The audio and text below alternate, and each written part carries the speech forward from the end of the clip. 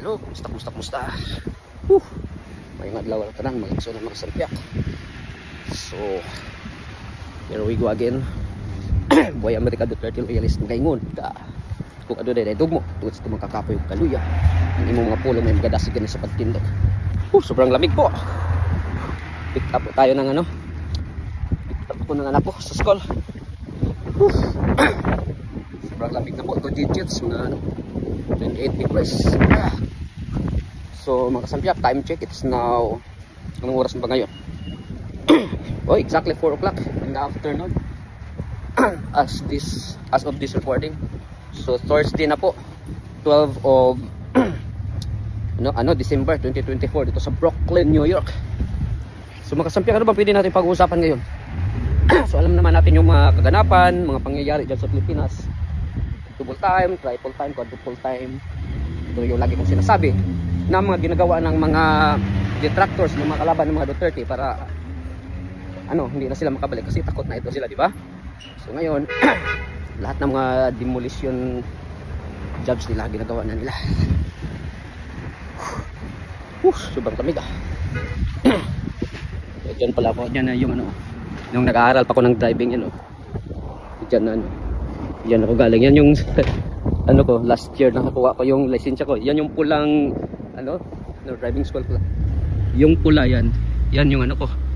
Yung kumuha ako, nag-take ako ng noong final yung nag-road test. So anyway mga kasampik, ano pa pwede natin pag-usapan? So marami-rami. Pero mga wrap up lang tayo. Kasi ang dami namang nag-vlogs about kung mga nangyayari kayo. Ano lang, sasabihin ko lang na walang kwenta ang gobyerno ngayon Wala.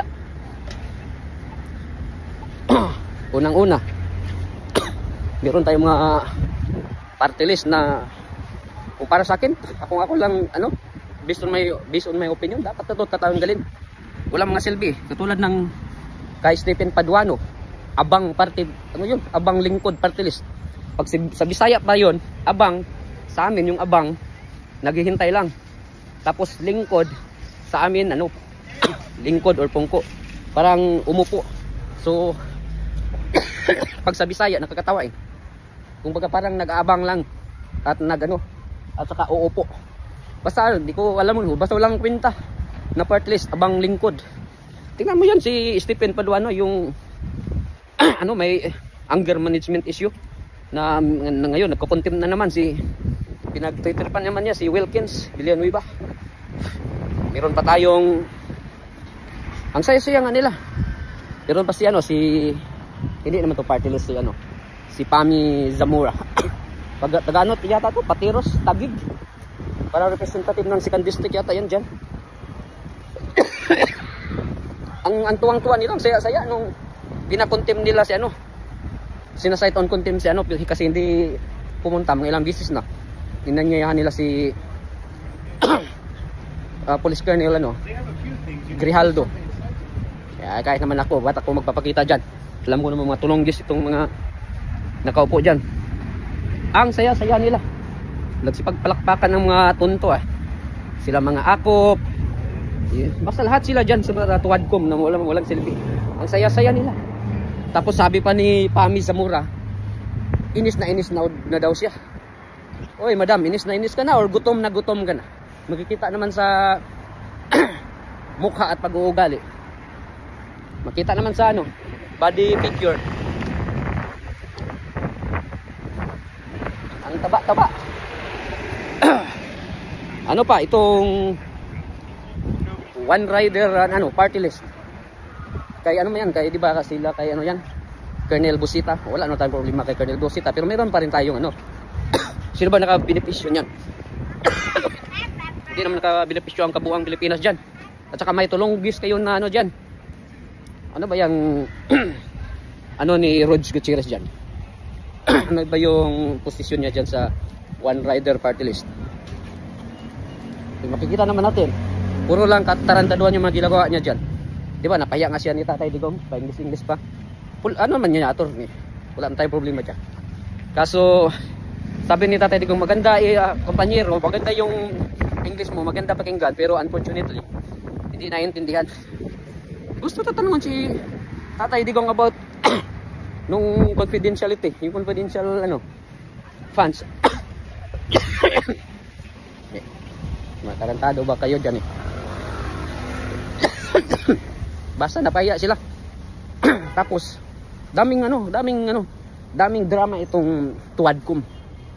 Ito pa si Atras Abante, itong damonyong pastor na si Boy Dilat ang mata.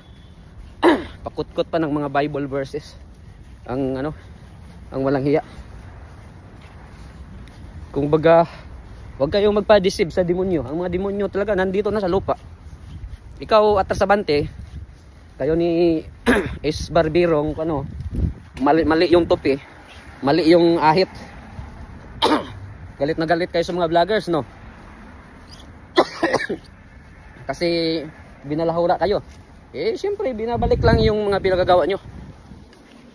Yung mga pinagagawa ng mga vloggers. Masakit kasi yung katotohanan. Kaya ngayon umiiyak kayo ngayon.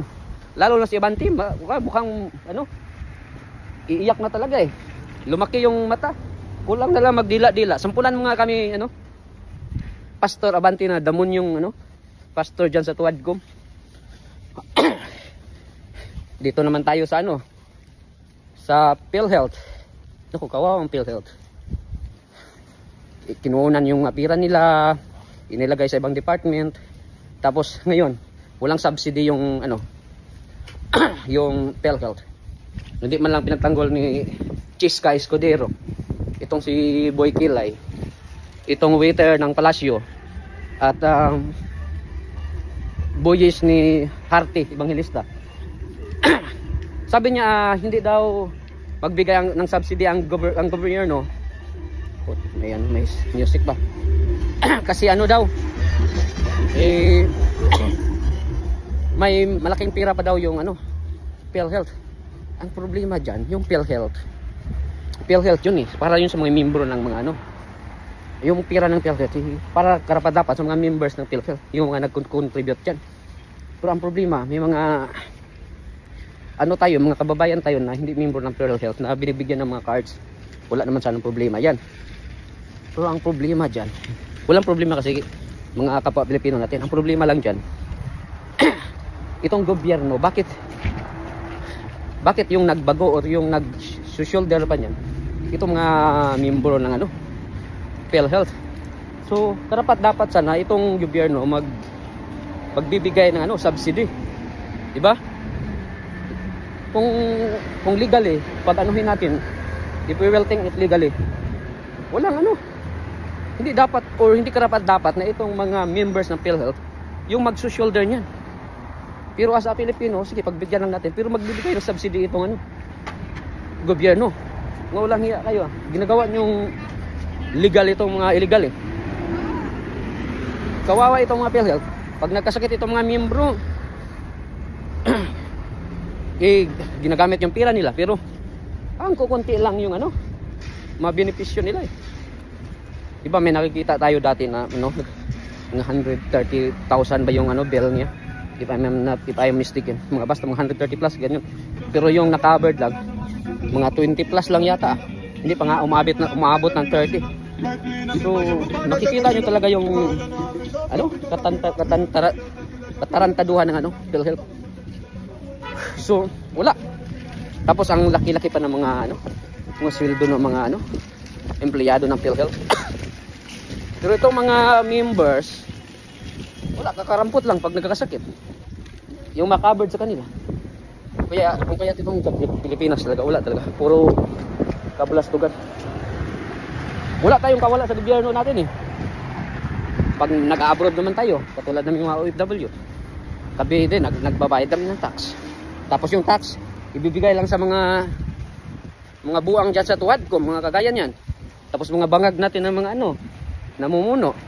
Hindi man lang magpa-drug test na hinahamon ng Inday Sara. Tapos Inday Sara ngayon, sinisingle out about confidential funds. And how about the president that has or had 4.56 billion na confidential funds? 2.2 something sa confidential at intelligence funds na 2.3 or something like that. In the total of 4.56 billion. So as support.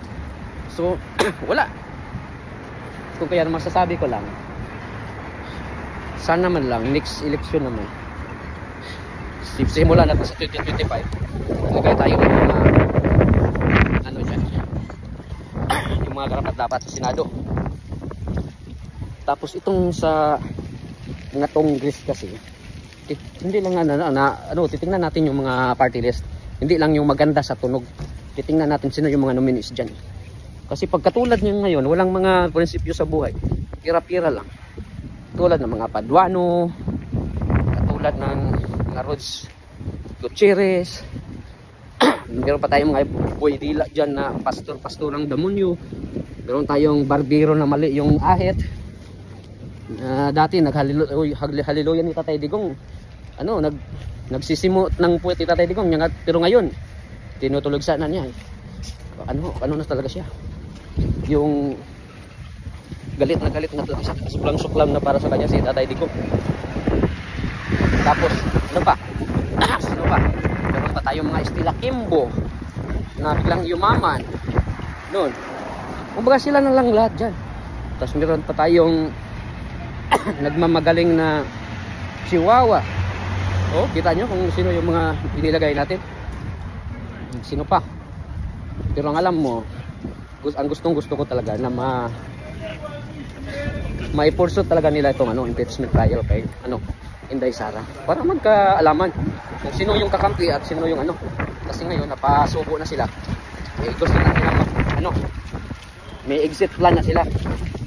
So kaya nagdadrama na sila dahil takot sa Iglesia ni Cristo mahangin na malamig.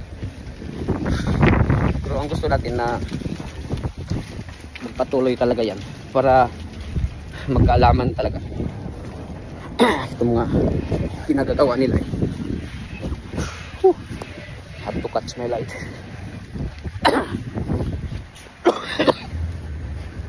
So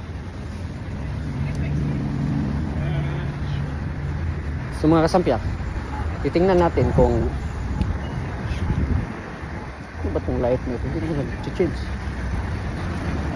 So titingnan lang natin kung ano yung mga gagawin ng mga nakulukin natin mga politiko. Sobrang labig. Ngayon takot sila sa mga Iglesia ni Cristo kasi alam naman natin na malaki yung puto na mawawala na pag sinusukay nila yung Iglesia ni Cristo. Kasi ang mga INC o Iglesia ni Cristo, panik talaga yun sa kabutigan. Bakit paman medyo neutral sila sa sinasabi ni Makoy Bangat Jr. Pero ang totoo niyan, pumanik pa rin sila kay Inday Sara. Inday Sara nasa tama habang itong mga kalaban may tama. Kita nyo naman yung mga pinagsasabi nila, di ba? So ngayon medyo namimiligro na sila, kaya medyo may exit plan na sila na hindi itutuloy itong impeachment, pero napasubo na sila. Pero hopefully na talaga may pagpatuloy talaga yan, kasi ang gusto nila parang ipagpaliban lang nila yan, pero ipagpatuloy pa rin pagkatapos ng eleksyon. Wag, ngayon na talaga. At para malalaman kung sino yung panig sa katotohanan at tama at sino yung panig sa pira.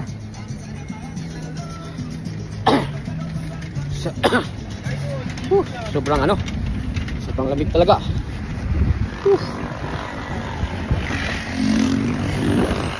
Grabe.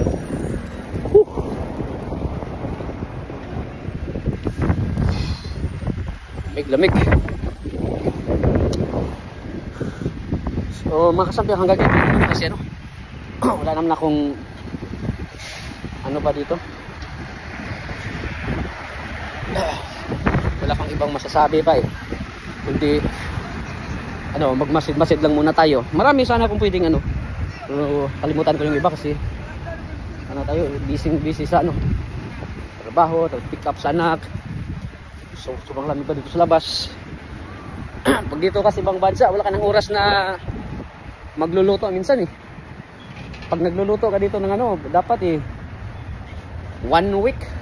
1 week yung food supply mo, ilalagay mo lang sa fridge. Tapos pag tagal na sa fridge, alam nyo naman yung nawawala yung lasa eh. Ganun. Ganun dito sa ibang bansa kasi kadalasan dito mga tao 2 to 3 jobs, ganun. Hindi katulad sa Pilipinas, bili lang pitex-pitex. Dito lahat binibili mo eh. Hangin na lang yung libre. Hindi katulad sa atin sa Pilipinas, katulad ng mga loko-lokong mga congress natin, 4 days lang yata sila eh. Kaya ang sarap ng buhay, milyon pa yung kinikita. Panahon pa ng eleksyon, negosyo yung eleksyon, manalo or matalo, panalo sila kasi panalo yung bulsa nila. Yung mga binibigay sa mga ano, sa corruption, sa mga illegal, sa mga pasugalan, mga droga, gano'n, at yung mga nagpapanding sa kanila mga oligarko. Eh, hindi naman nila gagastusin yan lahat. O kunti lang yung ibibigay sa mga runners nila sa ano, sa mga eleksyon para ibibigay sa mga barangay or sa mga distrito nila. Pero yung malaking ano diyan, pira doon sa bulsa nila. Kung kaya't buhay na buhay yung mga mistresses nila. Kaya't sarap-sarap ang buhay ng mga politiko sa atin. Lalong-lalo ng mga congressmen na sa Senate, sa Senado, meron din. Pero ngayon makikita natin ng mga tarantado talaga. Ito mga nasa Congress talaga. Sa Senate, given naman yung chichiska dyan. Ngayon, naghihimod puwit. Diba? Basta marami yan sila. Kaya magmasid-masid lang tayo mga kasampiak. At maraming salamat po sa ating lahat. God bless po.